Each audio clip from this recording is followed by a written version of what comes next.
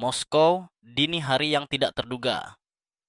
Saat ini pukul 03.47 pagi waktu setempat dan sesuatu yang mustahil sedang terjadi di Rusia. Empat objek tak dikenal melaju kencang menuju Moskow dengan kecepatan 380 km per jam. Yang lebih mencengangkan, mereka sepenuhnya tidak terdeteksi oleh jaringan pertahanan udara paling canggih di dunia. Keberadaan mereka seharusnya tidak mungkin. Operator radar S-400 di luar Ryazan menatap layar mereka, menyaksikan apa yang tampak seperti formasi kawanan burung.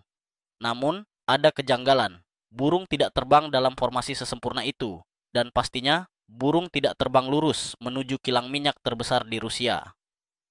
Keputusan dalam hitungan detik, tepat 52 km dari target utama, dan hanya 27 km dari baterai S-400, drone jenis Beaver yang memimpin tiba-tiba meningkatkan ketinggian hingga 800 meter.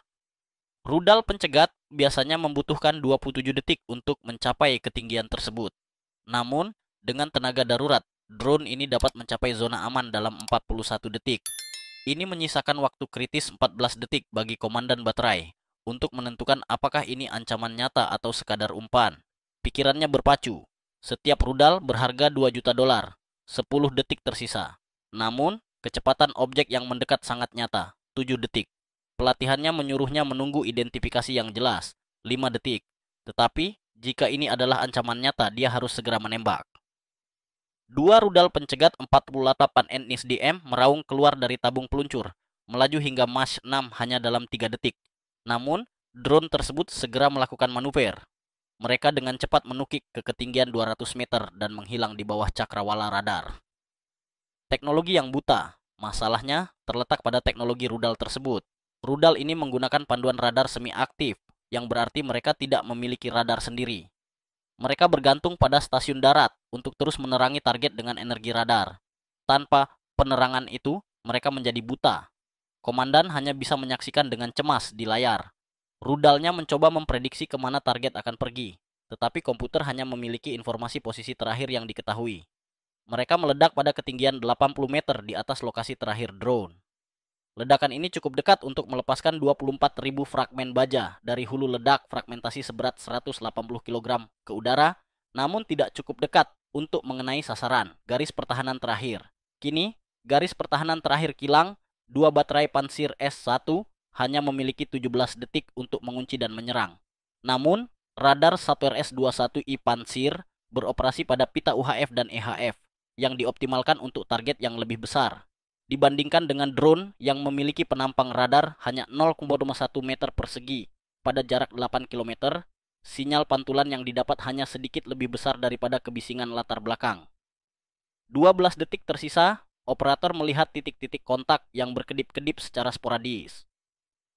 8 detik, mereka berusaha memutar meriam 2A38 mm, tetapi meriam hidrolik tersebut membutuhkan 3,2 detik penuh untuk berputar 180 detik.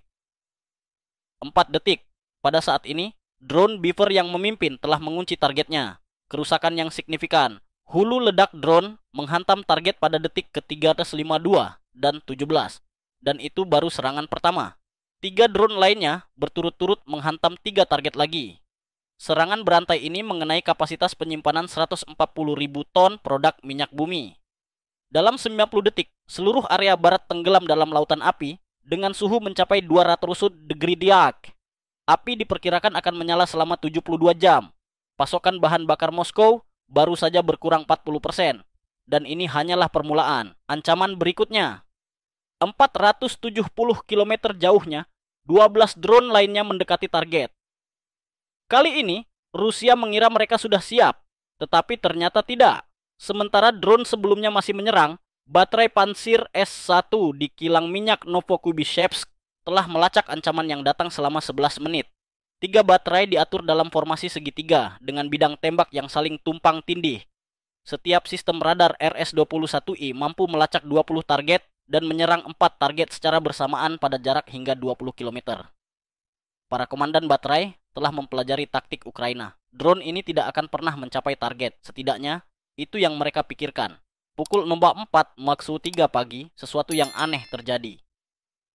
4 dari 12 drone tiba-tiba naik ke ketinggian 500 meter, membuat mereka benar-benar terekspos. Kemudian, sistem klasifikasi radar memancarkan peringatan prioritas yang mengubah segalanya. Tiba-tiba, pantulan sinyal radar berubah drastis. Laju bingkai, kecepatan, dan respons frekuensi radar kini persis seperti rudal jelajah KH-101. Inilah yang sebenarnya terjadi. Drone yang naik tadi telah melepaskan reflektor sudut potongan aluminium berbentuk segitiga yang menciptakan apa yang disebut refleksi balik. Ketika radar menyinari reflektor ini, sinyal akan dipantulkan kembali dengan sudut 180 derajat ke sumbernya dengan penguatan. Sebuah reflektor 10 cm dapat menghasilkan pantulan radar yang menyerupai objek dengan penampang 10 meter persegi. Komputer pansir mendeteksi rudal jelajah karena memang itulah yang dirancang untuk disimulasikan oleh reflektor tersebut. Komandan baterai hanya punya waktu 2 detik untuk memutuskan. Protokol keterlibatannya sangat jelas. Rudal jelajah selalu menjadi target prioritas. Pelatihannya berhasil. 57 rudal E6 diluncurkan dalam 12 detik, masing-masing berakselerasi hingga 300 meter per detik. Rudal-rudal ini menggunakan panduan komando untuk 18 km pertama sebelum beralih ke mode panduan semi-aktif. Namun, ada kejanggalan. Rudal jelajah ini menunjukkan dorongan 9G. Ini mustahil bagi Ki-101 yang akan pecah pada 3G. Dan mereka berkembang biak. 4 menjadi 8, 8 menjadi 16. Setiap drone melepaskan reflektor secara berurutan dengan jarak 2 derajat. Radar mendeteksi target-target baru yang muncul saat target lama perlahan-lahan menurun. Rudal seharga 3 juta dolar kini mengejar lembaran aluminium foil yang harganya bahkan lebih murah daripada secangkir kopi pagi.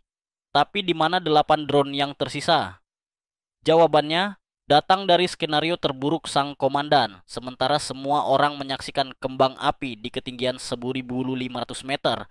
8 UJ-22 lainnya telah terbang masuk dari arah berlawanan di ketinggian hanya 50 meter. Titik lemah pansir yang dieksploitasi kelemahan fatal pansir ada pada radar phased array-nya. Ia dapat mengarahkan berkas elektronis 45 derajat ke kiri atau kanan. Tetapi untuk melihat ke belakang, seluruh turret seberat 3.000 kg harus diputar. Ini membutuhkan 4,7 detik. Komandan berteriak, "Balikan sekarang juga!" Terlambat. Drone sudah berada dalam jarak 1,2 km. Rudal I-6 membutuhkan 1,5 detik untuk mengaktifkan sumbu kedekatan setelah diluncurkan. Pada jarak sedekat ini, rudal akan bertabrakan sebelum hulu ledak diaktifkan. Hanya tersisa 2 meriam 30 mm. 2 senjata A38M melepaskan tembakan. Setiap laras menembakkan 2.500 peluru per menit. Komputer telah menghitung sudut tembak yang benar. Pada kecepatan 200 km/jam saat berpotongan tegak lurus, itu berarti 31 meter. Perubahan ketinggian dinamis. Namun, UJ-22 diprogram untuk mengatasi skenario ini. Setiap 2 detik, mereka melakukan apa yang disebut variasi ketinggian dinamis. Perubahan acak antara 40 dan 80 meter menggunakan altimeter barometrik. Komputer kendali tembakan pansir menggunakan penargetan prediktif, memperkirakan di mana target akan berada dalam 0,8 detik saat proyektil tiba. Tetapi dengan perubahan ketinggian yang acak, prediksi menjadi probabilitas. Probabilitas mengenai sasaran menurun dari 83 menjadi hanya 31%. Satu drone terbang lurus ke dalam semburan tembakan dan hancur 300 meter dari target, tetapi 7 lainnya berhasil melewatinya. 3 diantaranya menemukan sasaran, dan saat itulah gelombang ketiga menyerang. Jeda 90 detik yang kritis ketiga, baterai pansir sedang mengisi ulang. 57 rudal E6 disimpan dalam tabung di bawah turret. Autoloader mengambil tabung peluncur bekas, menggantinya dengan rudal baru, dan mendorongnya ke posisi tembak. Proses ini memakan waktu 90 detik penuh, 90 detik kerentanan total. Kilang tersebut terkena 3 serangan langsung lagi. Para perencana Ukraina telah menghitung setiap detik, mengetahui persis kapan pertahanan Rusia akan tidak berdaya. Namun, pada target berikutnya, Rusia baru saja memindahkan sesuatu yang belum terdeteksi oleh pihak Ukraina.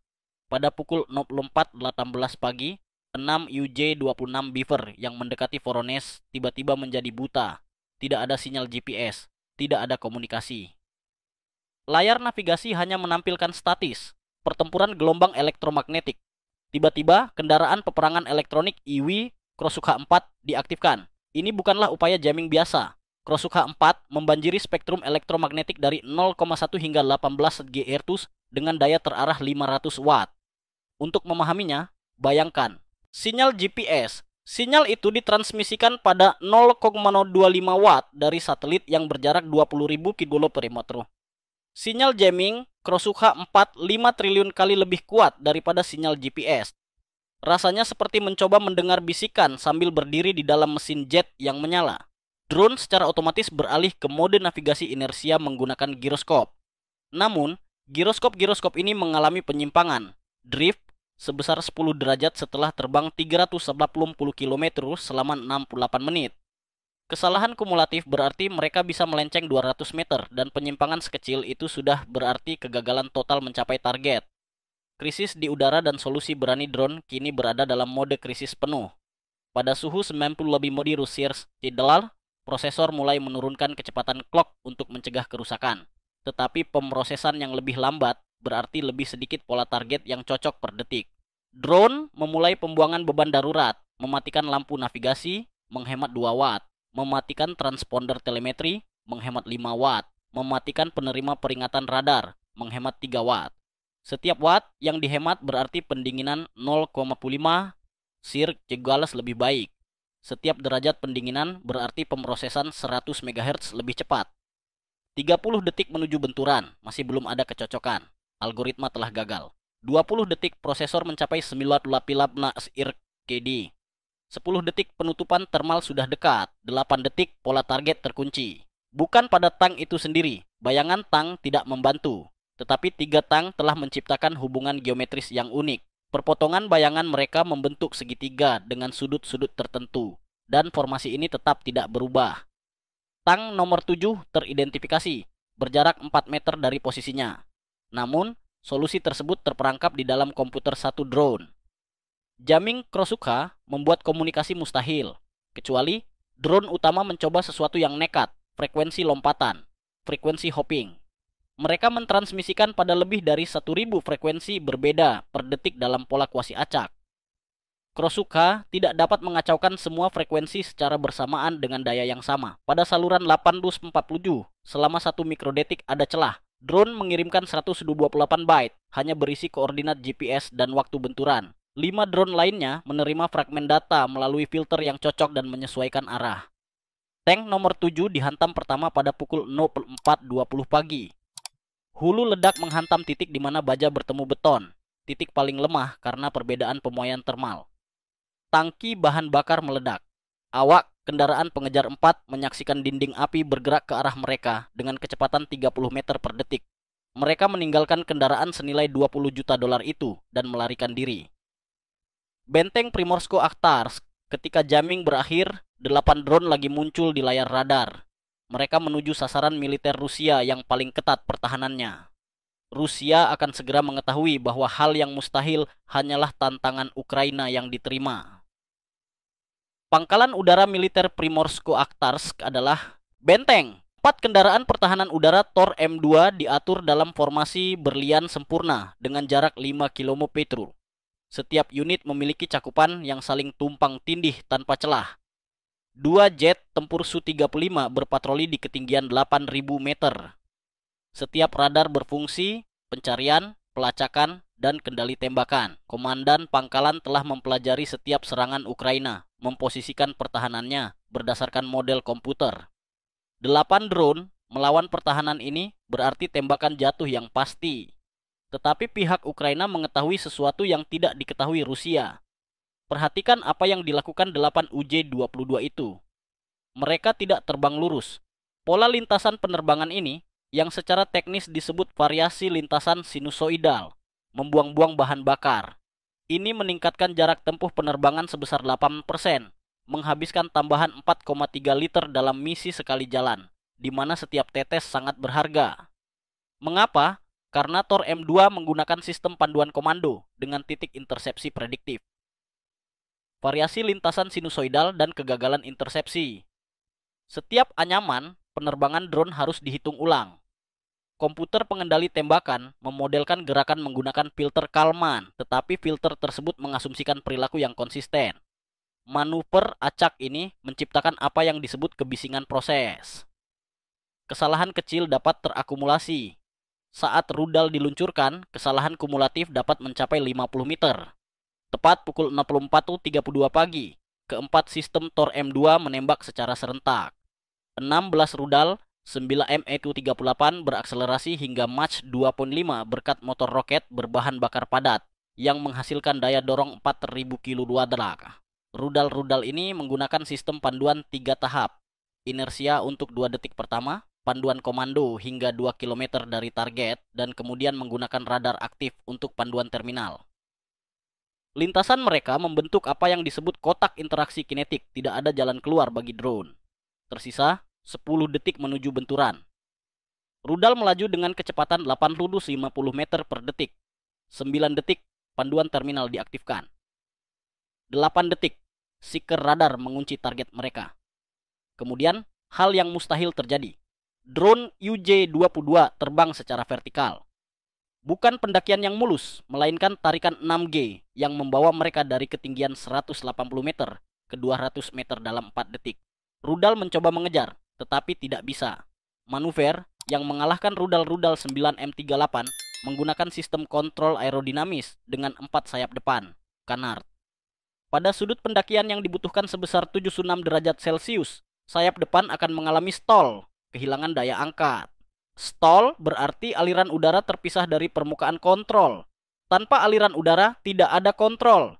Sistem kontrol dorong roket hanya dapat mengimbangi 12 derajat Celcius sudut. Mereka melesat tanpa bahaya di bawahnya, kecuali satu. Sumbu kedekatan, proximity fuse. Salah satu rudal mendeteksi tanda inframerah di atasnya. Knalpot 180 derajat drone memiliki suhu 400 derajat Celcius. Hulu ledak meledak menembakkan 3.500 kubus tungsten dalam pola terarah. Drone tersebut hancur berkeping-keping. Namun, intersepsi dramatis itu memiliki tujuan. Setiap mata, setiap radar, setiap senjata diarahkan ke atas. Tidak ada yang melihat apa yang mendekat dari arah laut. Serangan dari laut yang tidak terdeteksi.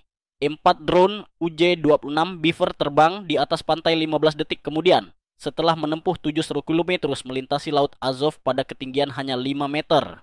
Selama 2 jam, mereka menggunakan altimeter radar untuk mempertahankan ketinggian di atas permukaan gelombang. Altimeter radar bekerja dengan mengukur waktu pulsa radio, tetapi air laut memantul berbeda dari daratan. Mereka harus terus dikalibrasi ulang, tetapi rute laut berarti tidak ada cakupan radar. Radar darat tidak dapat melihat lebih jauh dari cakrawala. Dan cakrawala pada ketinggian 5 meter hanya berjarak 18 km. Gudang penyimpanan Shahed di pangkalan tersebut sepenuhnya tidak terlindungi. Di dalam hangar 2, 30 drone Shahed Sartu Tigulam berada di rak perawatan. Setiap Shahed membawa hulu ledak 40 kg berisi bahan peledak C4RDX yang sudah diplastisasi. Setiap kendaraan memiliki 50 liter bahan bakar. Hitunglah, 200 kg bahan peledak ditambah 1.500 liter bahan bakar dalam ruang 40 meter persegi. Itu berarti 30 gram bahan peledak per meter persegi. Standar penyimpanan amunisi NATO 10 kali lebih tinggi. Hancurnya, pangkalan Shahed drone Beaver pertama menabrak atap hangar 2. Hangar tersebut tidak meledak, ia terlontar. Hangar itu mencapai ketinggian 50 meter sebelum ditarik kembali oleh gravitasi. Hangar 3 menyusul 1,3 detik kemudian. Hangar 4 berikutnya. Dalam 45 detik, lebih dari 200 drone Shahed senilai 6 juta menguap. Komandan pangkalan memerintahkan pengerahan darurat, tetapi landasan pacu diselimuti asap dari api drone yang membakar. Visibilitas 250 meter. Ketinggian lepas landas minimum Su-35 adalah 200 meter. Bagi Akhtarsk, pangkalan utama Shahed Rusia telah dihapus, dan pukulan terjauh masih belum datang. Namun kali ini, drone akan menghadapi masalah yang tidak dapat mereka atasi. Pukul 04.44 pagi, 2 drone UJ-26 Beaver telah mencapai Penza na 30 km di dalam wilayah Rusia. Ini seharusnya mustahil. Jangkauan standar Beaver adalah 350 km, tapi drone ini tidak standar. Modifikasinya sangat cerdik. Tangki bahan bakar tambahan di kompartemen hulu ledak. Pengorbanan hulu ledak, peningkatan jangkauan para perencana Ukraina mengorbankan 5 kg bahan peledak. mengurangi hulu ledak dari 20 kg menjadi 15 kg. Namun sebagai gantinya, mereka menambahkan 12 liter bahan bakar. Modifikasi ini memperluas jangkauan operasional drone hingga 980 dengan cadangan terbang 30 menit. Mereka tidak menyadari bahwa jet tempur Su-35 telah mengejar mereka selama 20 menit terakhir. Sang pilot terbang rendah di belakang menggunakan radar Electronically Scanned Array (ISA) dalam mode narrow beam, memindai 10 derajat Celcius dengan daya 20 kW. Teknik ini menciptakan produk apertur daya terfokus yang memaksimalkan jangkauan deteksi untuk drone dengan penampang radar 0,1 meter persegi. Ia berhasil mengunci target yang stabil pada ketinggian 43 meter. Drone Beaver tidak memiliki pertahanan diri, tanpa cap, tanpa flare, tanpa alat jamming. Hanya ada satu pilihan yang tersisa. Pilot memilih dua rudal R-77 dan menembak. Ini bukan rudal biasa. Mereka menggunakan panduan radar aktif dengan seeker Argus 9B2 mereka sendiri. Setelah diluncurkan, mereka sepenuhnya otomatis. Pilot menembak dari jarak 18 km dan segera melakukan putar balik 180 derajat. Tugasnya selesai, kini giliran rudal. Duel di udara. R-77 melawan Beaver rudal. R-77 mampu berakselerasi hingga Mach 4 dengan motor roket berbahan bakar padat menempuh 8 Ms dalam 13,2 detik. Pada jarak 12 km, seeker menjadi aktif. Setiap seeker dapat melacak target dengan tarikan hingga 12G. Drone hanya bisa menangani maksimal 6G, tetapi mereka bisa melakukan sesuatu yang tidak bisa dilakukan rudal. Drone melakukan manuver menggelinding, barrel roll, sambil mengubah ketinggian dalam rentang 150 meter. Idenya adalah menciptakan kecepatan sudut yang melebihi kemampuan kontrol rudal. Sistem kontrol R-77 diperbarui 100 kali per detik. Drone mengubah arah dengan laju 150 derajat per detik. Ini menciptakan apa yang disebut kunci gimbal. Secara fisik, seeker tidak dapat berputar cukup cepat untuk mempertahankan kunci. Sumbu kedekatan, proximity fuse, rudal R-77 pertama diaktifkan pada jarak 80 meter. Ratusan proyektil tungsten 8 mm terbang pada 21 meter per detik menembus badan Beaver. Permukaan kendali terkunci pada sudut acak, setengah dari sirip vertikal hilang, tetapi mesin terus berjalan. Rudal kedua tidak meleset, tabrakan langsung mengubah satu Beaver menjadi pecahan aluminium. Tetapi wingman, pendamping yang terluka, masih terhuyung-huyung maju. Komputer penerbangan memperkirakan benturan dalam 40 detik. Lintasan saat ini akan meleset dari target, bangunan 3x40 meter. Kecuali ada perubahan sekarang. Pukulan terjauh yang menghancurkan industri 3 detik terakhir. Dorongan tenaga maksimal 30 meter dari target, 20 meter, 10 meter. Benturan terjadi pada pukul 04.46. Beaver menembus atap dengan kecepatan 73 meter per detik. Dalam kondisi normal, 15 kg bahan peledak tidak akan cukup merusak bangunan industri. Tetapi fasilitas manufaktur semikonduktor berbeda. Filter udara clean room dirancang untuk partikel 0,3 dolar mikron, langsung dibanjiri jutaan pecahan beton dan logam. Sistem litografi berkas elektron senilai 47 juta dolar yang membutuhkan 18 bulan untuk dipasang dan dikalibrasi. Hancur. Peralatan ion implanter menguap. Stok 6 bulan, prosesor kelas militer telah menjadi debu silikon. Operasi produksi chip militer Rusia lumpuh selama setidaknya 6 bulan. Dalam waktu 6 jam, Rusia akan memulai penempatan ulang pertahanan udara terbesar dalam perang ini. Setiap sistem yang melindungi kilang telah meninggalkan celah dalam cakupan medan perang. Setiap celah berarti HIMARS Ukraina akan beroperasi dengan lebih leluasa. Ukraina menghabiskan 412.000 dolar untuk drone demi menyebabkan kerugian puluhan juta dolar. Tetapi kemenangan sebenarnya bukanlah tentang uang. Ini tentang psikologis. Jika drone Ukraina bisa terbang ke Penza, 30 km dari perbatasan, mereka bisa terbang kemana saja. Apakah Anda terkesan dengan strategi cerdik dan detail teknis dalam serangan ini? Pertarungan udara dan elektronik ini menunjukkan betapa cepatnya peperangan modern berevolusi. Jangan lewatkan video mendalam kami berikutnya tentang manuver pertahanan udara terbaru. Tolong berikan pendapat Anda di kolom komentar. Menurut Anda, bagaimana Rusia harus menutup celah pertahanan sejauh nars 30 km ini? Suka konten ini jika Anda menganggap analisis ini informatif, bagikan kepada teman Anda, dan berlangganan, subscribe saluran kami. agar tidak ketinggalan liputan perang strategis lainnya. Sampai jumpa di EP